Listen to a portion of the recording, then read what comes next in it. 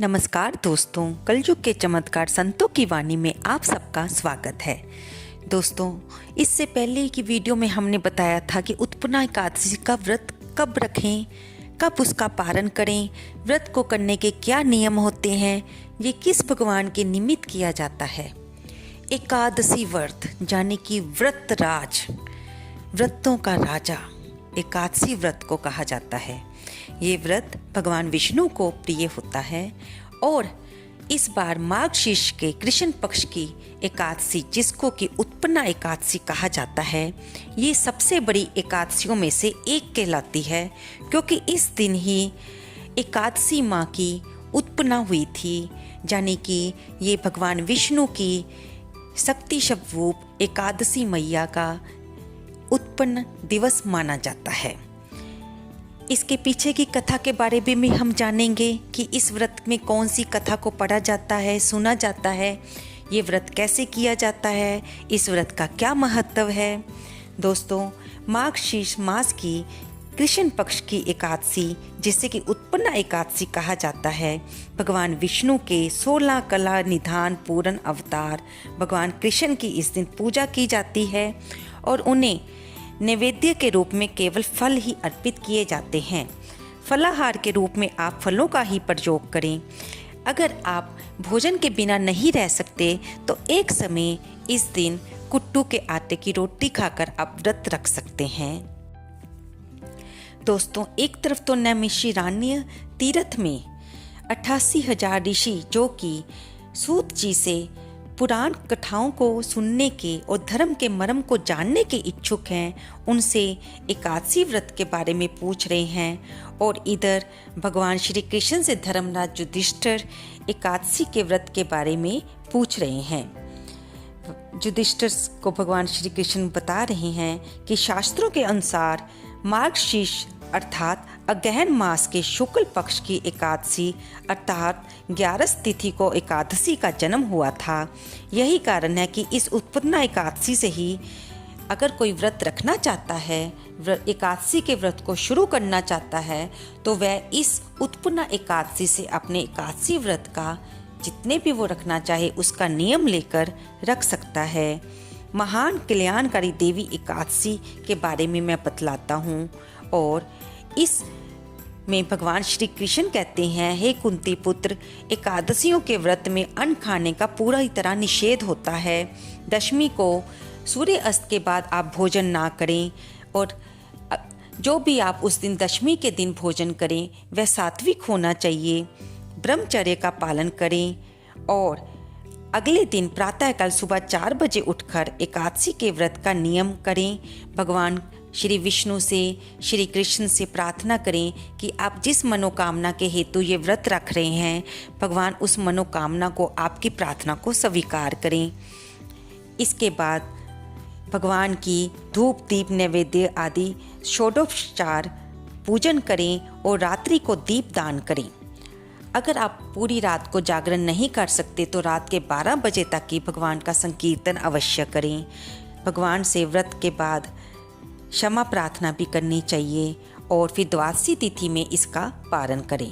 दोस्तों, पहले हम इसकी कथा के बारे में जानेंगे, फिर व्रत की समय और द्वादशी क्या समय, ताकि आपको पारण करने में मुश्किल ना हो, इसके बारे में जानेंगे।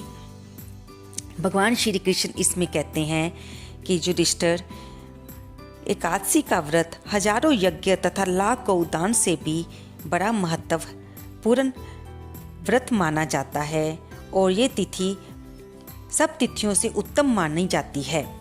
इसके बारे में ये कथा आती है कि सत्ययुग में मोर नामक एक भयंकर दैत्य था। वह बड़ा बलशाली और भयानक था। उस भयानक और प्रचंड शक्तिशाली दैत्य ने इंद्र, आदित्य, वसु, वायु, अग्नि आदि समस्त देवताओं को पराजित करके स्वर्ग से भगा दिया।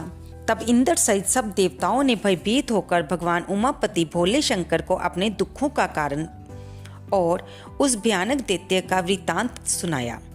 देवता हाथ जोड़कर बोले, हे कैलाशवासी, हे अविनाशी, मूढ़ दैत्य के भय से भयभीत होकर समस्त देवी देवता बेचैन हुए मृत्यु लोक में मारे मारे फिर रहे हैं। समस्त सूर समाज को बेचैन देखकर और उनकी विनय को सुनकर भगवान भोले भंडारी बोले, हे देवताओं, तीनों लोकों के स्वामी और भक्तों के समस्त दुखों का विनाश करने वाले भगवान विष्णु की शरण में आप सब जाइए, वे ही इस महान कष्ट का निवारण करेंगे।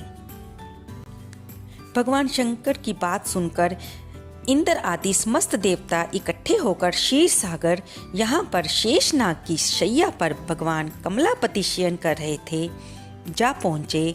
वहाँ पहुँचकर भगवान विष्णु को सोते देखकर सभी देवता हाथ जोड़कर और नतमस्तक होकर स्तुति और विनती करने लगे।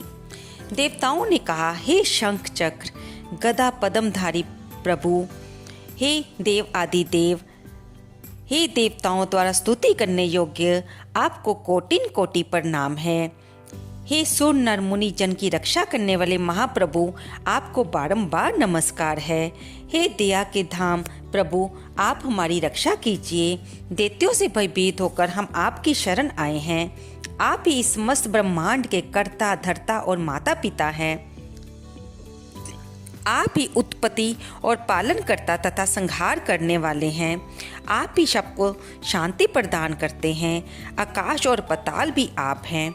आप ही हम सबके पितामह, सूर्य, चंद्र, अग्नि, वायु, ब्रह्म, हव्य, कव्य, मंत्र, तंत्र, यज्ञमान, यज्ञ, कर्म, कर्ता और भोक्ता भी आप ही हैं। आप सर्वव्यापक हैं। आपके अतिरिक्त चर अचर कुछ भी नहीं है। हे महाप्रभु दैत्य मोर ने हमें पराजित कर स्वर्ग से भगा दिया। हम सब देवता इधर उधर मारे मारे फिर रहे हैं। हे मधुसूदन, आप उन दैत्यों से हमारी रक्षा कीजिए, रक्षा कीजिए, रक्षा कीजिए। देवताओं की ये विनती सुनकर भगवान कमलापति बोले, हे सुरों, ऐसा मायावी दैत्य कौन है? उसमें ऐसा कितना बल है? वह किसके आश्रय है तथा वह कहाँ रहता है? ये सब मुझसे कहो। भगवान विष्णु की ये बात सुनकर देवराज इंद्र बोले, हे प्रभु, प्राचीन काल में नारी जंग नाम का एक राक्षस था। उसी का पुत्र महाबलशाली, महापराक्रमी और विश्वविख्यात मूर नाम का दैत्य है। वह चंद्रावती नाम की नगरी में रहता है। उस महाअसुर ने समस्त देवताओं को स्वर्ग से निकालकर अपना अधिकार कर लिया है। वह स्वयं इंद्र, अग्नि, वरुण, कुबेर, यम, वायु, ईश, चंद्रमा, नैऋत्य आदि सबके स्थान पर अपना आधिपत्य जमाकर और स्वयं सूरज बनकर प्रकाश करता है। हे असुर निकंदन, उस दैत्य का संहार करके हम सब देवताओं की रक्षा कीजिए। हम सब आपकी शरण में हैं। इंद्र के ये वचन सुनकर भगवान कमलापति बोले, हे देवताओं, तुम ना घबराओ, मैं शीघ्र ही तुम्हारे शत्रु का संहार करूंगा। तुम सब अब चंद्रावती नगर को चलो। समस्त देवताओं सहित भगवान विष्णु भी चंद्रावती नगर को चल दिए। उस समय दैत्य राजमोर दैत्य सेना सहित युद्ध भूमि में बड़े अभिमान से गरज रहा था। उस महादैत्य की घोर गर्जना को सुनकर सब देवता भयभीत होकर चारों दिशाओं में भाग खड़े हुए। ये देखकर स्वयं भगवान विष्णु रणभूमि में पहुंच गए। भगवान कमलापति को रणभूमि में देखकर दैत्य दल ने नाना प्रकार के अस्त्र शस्त्रों से भगवान विष्णु पर प्रहार किया। भगवान ने ये देखकर अपने तीखे बाण छोड़े, जो नागों की तरह लहराते हुए जाकर दैत्य के अंगों को बीगने लगे। सभी दैत्य उनके हाथों से मारे गए। केवल दैत्यराज मूर ही जीवित बचा था। दैत्यराज मूर अविचल भाव से भगवान के साथ युद्ध करता रहा। ये देख सुर समाज अत्यंत बेचैन होने लगा। भगवान जो भी तीक्ष्ण बाण उसके शरीर में मारते, वे उसके अंगों में पुष्प के समान लगते थे। शस्त्रों से उस महादैत्य का शरीर छिन्न भिन्न हो गया, परंतु वह फिर भी युद्ध करता रहा। तत्पश्चात भगवान और दैत्य का मल्ल युद्ध होने लगा। इस प्रकार 10,000 वर्ष तक दोनों का युद्ध हुआ, परंतु वह महाबली दैत्य फिर भी पराजित नहीं हुआ। तब भगवान उस मूढ़ दैत्य से लड़ते लड़ते थक कर बद्रिका आश्रम को चले गए। वहाँ पर हेमवती नाम की एक सुंदर गुफा थी। विष्णु भगवान उस गुफा में विश्राम करने लगे। वह गुफा 12 योजन लंबी थी और इसका एक ही द्वार था। दैत्यराज मूर भी भगवान का पीछा करते हुए उस गुफा में पहुंच गया। वह दैत्य भगवान विष्णु को सोया देखकर उन्हें मारने के लिए उद्यत हुआ।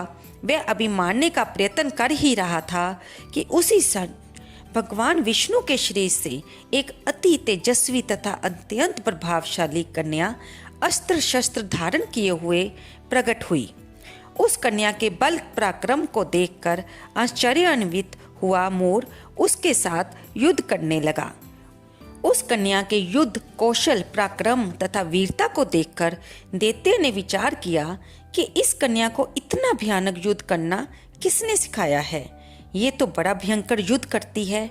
वे अभी विचार कर ही रहा था कि उस प्रभावशाली देवी ने एक बाण मारा कि दैत्यराज का रथ कटकर टूटकर चूर चूर हो गया। देवी ने उसके अस्त्र शस्त्रों को काट कर टुकड़े टुकड़े कर दिया। अब वह भयानक दैत्यराज मुड़ मल युद्ध करने लगा, परंतु देवी ने धक्का मारकर उसे मूर्छित कर दिया। जब वह दैत्य मूर्छा से जागा तो उस कन्या ने उसका सिर काट डाला। इस प्रकार वह दैत्य तो पृथ्वी पर गिरकर मृत्यु को प्राप्त हुआ और बाकी दैत्य भयभीत होकर पाताल लोक को भाग गए। जब भगवान विष्णु की निद्रा टूटी तो उन्होंने मूढ़ दैत्य के कटे हुए सिर तथा दोनों हाथ जोड़कर खड़ी हुई एक कन्या को देखा। भगवान उस कन्या से पूछने लगे, हे देवी, जिस दैत्य के भय से इंद्र आदि सब देवता भयभीत होकर स्वर्ग को छोड़कर भाग गए थे, उसको किसने मारा है? वह कन्या कहने लगी, भगवान, जब आप निद्रा में थे तब वह दैत्य आपको मारने के लिए उद्यत हुआ था। उस समय आपके शरीर से उत्पन्न होकर मैंने इस दैत्य का वध किया है। ये सुनकर भगवान बोले, हे देवी, तुमने इस दैत्य को मारकर देवताओं का महान उपकार किया है, अतः तुम इच्छा अनुसार वर मांगो। तब वह देवी बोली, भगवान, यदि आप मुझे वरदान देना चाहते हैं तो ये दीजिए कि जो मेरा व्रत करे उसके सब पाप नष्ट हो जाएं और वह अंत में मोक्ष को प्राप्त हो। रात्रि को भोजन करने वाले को आधा फल और जो एक बार भोजन करे उसको भी आधा फल प्राप्त हो। जो मनुष्य भक्ति पूर्वक मेरे व्रत को करे वह निश्चय ही आपके लोक को प्राप्त हो। जो कोई मेरे व्रत में एक बार भी भोजन ना करे उसको धर्म, धन और मुक्ति प्रदान हो। भगवान ने कहा, हे कल्याणी, ऐसा ही होगा। मेरे और तुम्हारे भगत एक ही होंगे और वे जीवन में सभी सुखों को प्राप्त करेंगे। इस व्रत को रखने वालों का कैसे उद्धार होता है ये भी प्रभु ने बताया।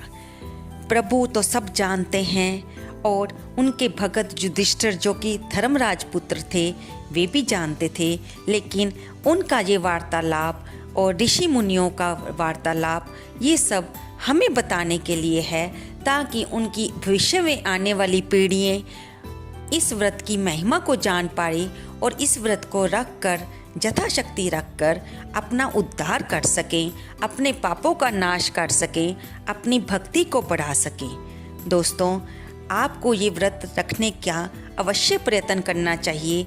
अगर आप शारीरिक स्वस्थता के कारण ये व्रत नहीं रख सकते तो आप इस कथा को सुनकर भी पुण्य के भागी बन सकते हैं। दोस्तों, अब हम जानेंगे कि इस व्रत को कब रखा जाएगा, इसका समय क्या है और इसकी पारण समय यानी कि द्वादशी को किस समय किया जाएगा।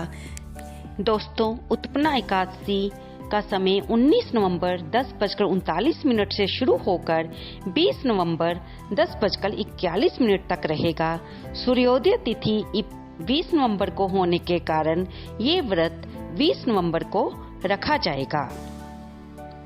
द्वादशी तिथि 20 नवंबर को 10:41 से शुरू होकर 21 नवंबर 10:07 तक रहेगी और आप इसका पारण 21 नवंबर को करेंगे। इसका पारण समय 21 नवंबर सुबह 6:48 से लेकर 8:56 तक रहेगा। दोस्तों, इस व्रत का पारण करते समय आप सात्विक भोजन तैयार करके ब्राह्मण को जमाएं। घर में किसी पशु पक्षी का और चींटियों को खाना देकर फिर आप अपना खाना खा सकते हैं।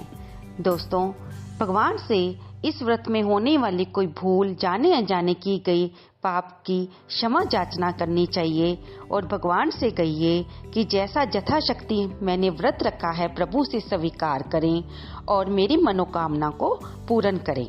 दोस्तों, व्रत ना भी रखा जाए तो भी इस कथा को पढ़ने सुनने का लाभ मिलता है, पुण्य मिलता है। इस कथा को कहते सुनते हुंकारा भरते सबका भला हो। आपको ये वीडियो कैसी लगी? कृपया लाइक करें, शेयर करें और कमेंट करें। धन्यवाद दोस्तों। कमेंट बॉक्स में जय श्री विष्णु भगवान लिखना ना भूलें।